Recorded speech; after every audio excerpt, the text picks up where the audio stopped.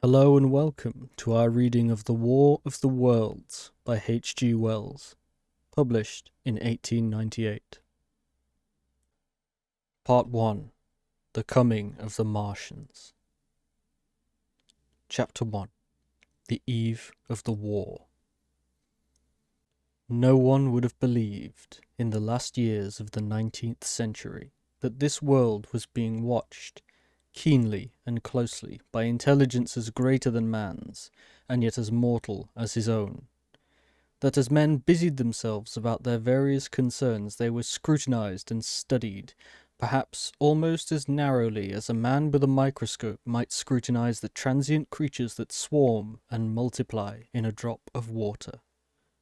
With infinite complacency men went to and fro over this globe about their little affairs, serene in their assurance of their empire over matter.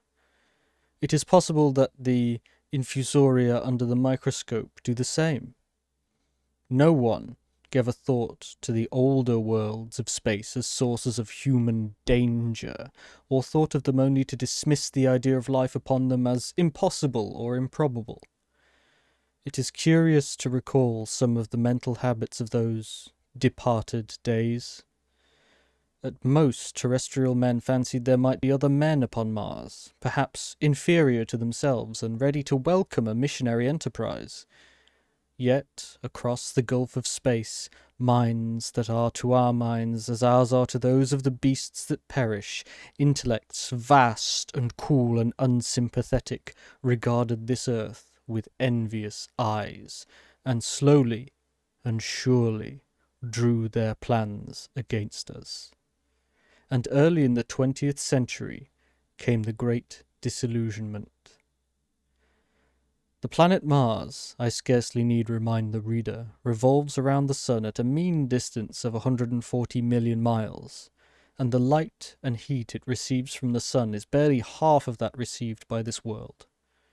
It must be, if the nebular hypothesis has any truth, older than our world. And long before this earth ceased to be molten, life upon its surface must have begun its course. The fact that it is scarcely 1/7 of the volume of the earth must have accelerated its cooling to the temperature at which life could begin. It has air and water and all that is necessary for the support of animated existence. Yet so vain is man, and so blinded by his vanity, that no writer, up to the very end of the 19th century, expressed any idea that intelligent life might have developed there, far, or indeed at all, beyond its earthly level. Nor was it generally understood that since Mars is older than our Earth, with scarcely a quarter of the superficial area and remoter from the Sun, it necessarily follows that it is not only more distant from time's beginning, but nearer its end. The secular cooling that must someday overtake our planet has already gone far indeed with our neighbour. Its physical condition is still largely a mystery, but we know now that even in its equatorial region the midday temperature barely approaches that of our coldest winter. Its air is much more attenuated than ours, its oceans have shrunk until they cover but a third of its surface, and as its slow seasons change hue, snow-caps gather and melt about either pole, and periodically inundate its temperate zones. That last stage of exhaustion, which to us is still incredibly remote, has become a present-day problem for the inhabitants of Mars. The immediate pressure of necessity has brightened their intellects, enlarged their powers, and hardened their hearts. And looking across space with instruments and intelligences such as we have scarcely dreamed, they see, at its nearest distance only 35 million miles sunward of them, a morning star of hope, our own warmer planet, green with vegetation and grey with water, with a cloudy atmosphere eloquent of fertility, with glimpses through its drifting cloud wisps of broad stretches of populous country and narrow, navy-crowded seas. And we men, the creatures who inhabit the earth, must be to them at least as alien and lowly as are the monkeys and lemurs to us. The intellectual side of man already admits that life is an incessant struggle for existence, and it would seem that this too is the belief of the minds upon Mars. Their world is far gone in its cooling, and this world is still crowded with life, but crowded only with what they regard as inferior animals. To carry warfare sunward is, indeed, their only escape from the destruction that, generation after generation, creeps upon them. And before we judge of them too harshly, we must remember what ruthless and utter destruction our own species has wrought, not only upon animals such as the vanished bison and the dodo, but upon its inferior races. The Tasmanians, in spite of their human likeness, were entirely swept out of existence in a war of extermination waged by European immigrants in the space of 50 years. Are we such apostles of mercy as to complain if the Martians warred in the same spirit? The Martians seem to have calculated their descent with amazing subtlety. Their mathematical learning is evidently far in excess of ours, and to have carried out their preparations with a well-nigh perfect unanimity. Had our instruments permitted it, we might have seen the gathering trouble far back in the 19th century. Men like Schiaparelli watched the red planet. It is odd, by the by, that for countless centuries Mars has been the star of war, but failed to interpret the fluctuating appearances of the markings they mapped so well. All that time the Martians must have been getting ready. During the opposition of 1894, a great light was seen on the illuminated part of the disk, first at the Salt Lick Observatory, then by Perrotin of Nice, then by other observers. English readers heard of it first in the issue of Nature dated August 2nd. I am inclined to think that this blaze may have been the casting of the huge gun in the vast pit sunk into their planet, from which their shots were fired at us.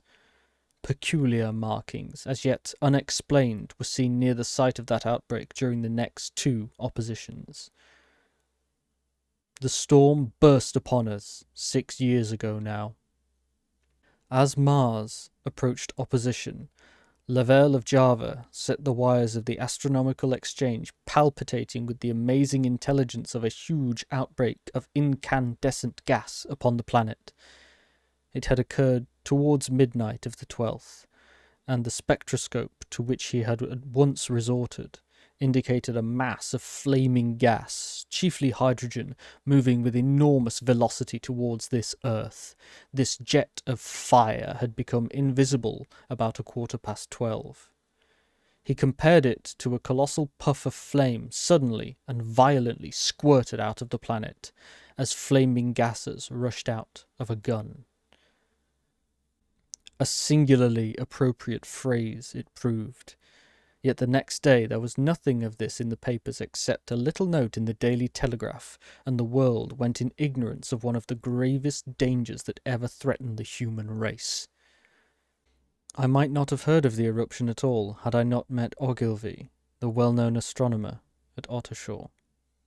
He was immensely excited at the news, and in the excess of his feelings invited me up to take a turn with him that night in a scrutiny of the red planet. In spite of all that has happened since, I still remember that vigil very distinctly.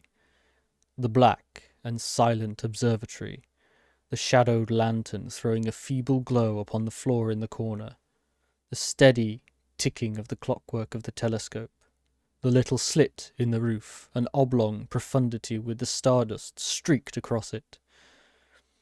Ogilvy moved about, invisible but audible.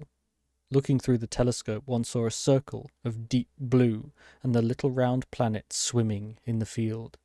It seemed such a little thing, so bright and small and still, faintly marked with transverse stripes, and slightly flattened from the perfect round. But so little it was, so silvery warm, a pin's head of light. It was as if it quivered, but really this was the telescope vibrating with the activity of the clockwork that kept the planet in view. As I watched, the planet seemed to grow larger and smaller and to advance and recede, but that was simply that my eye was tired. 40 million miles it was from us. More than 40 million miles of void. Few people realize the immensity of vacancy in which the dust of the material universe swims.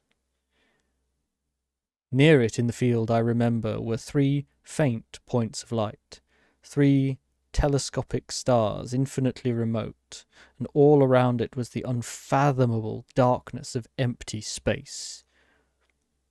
You know how that blackness looks on a frosty starlight night.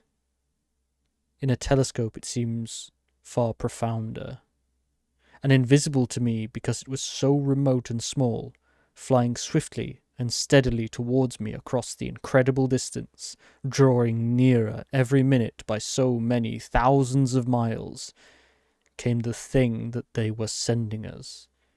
The thing that was to bring so much struggle and calamity and death to the earth. I never dreamed of it then as I watched.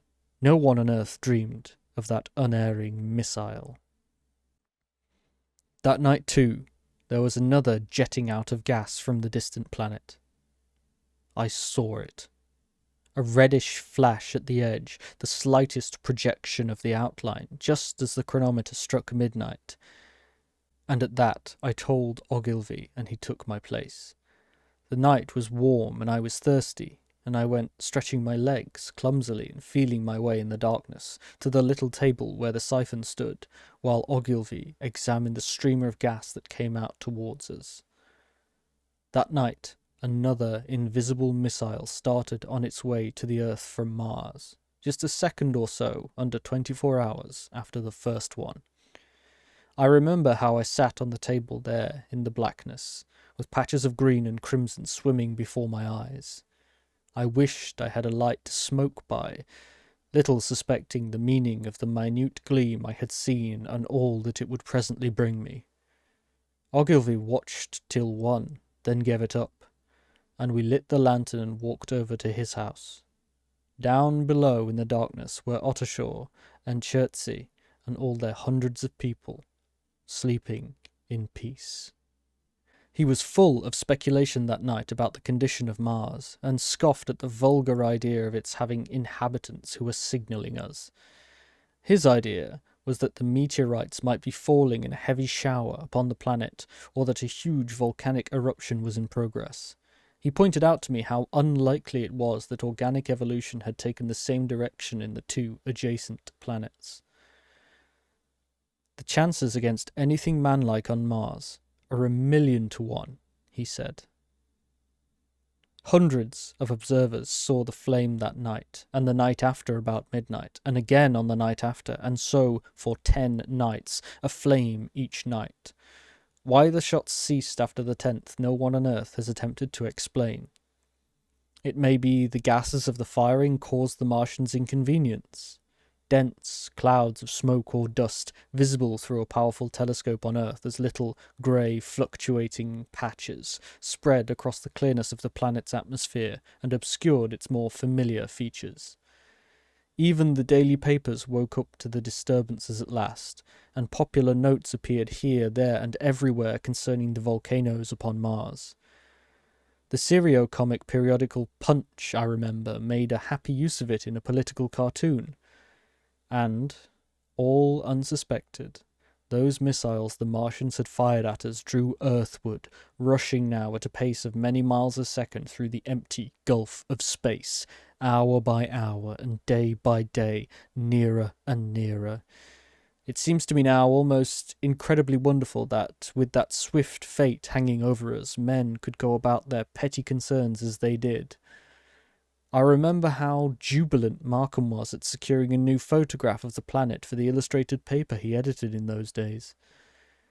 People in these latter times scarcely realized the abundance and enterprise of our 19th century papers. For my own part, I was much occupied in learning to ride the bicycle, and busy upon a series of papers discussing the probable developments of moral ideas as civilization progressed. One night, The first missile then could scarcely have been 10 million miles away. I went for a walk with my wife. It was starlight, and I explained the signs of the zodiac to her, and pointed out Mars, a bright dot of light creeping zenithward, towards which so many telescopes were pointed. It was a warm night. Coming home, a party of excursionists from Chertsey or Isleworth passed us singing and playing music. There were lights in the upper windows of the houses as the people went to bed. From the railway station in the distance came the sound of shunting trains, ringing and rumbling, softened almost into melody by the distance. My wife pointed out to me the brightness of the red, green and yellow signal lights hanging in a framework against the sky. It seemed so safe and tranquil.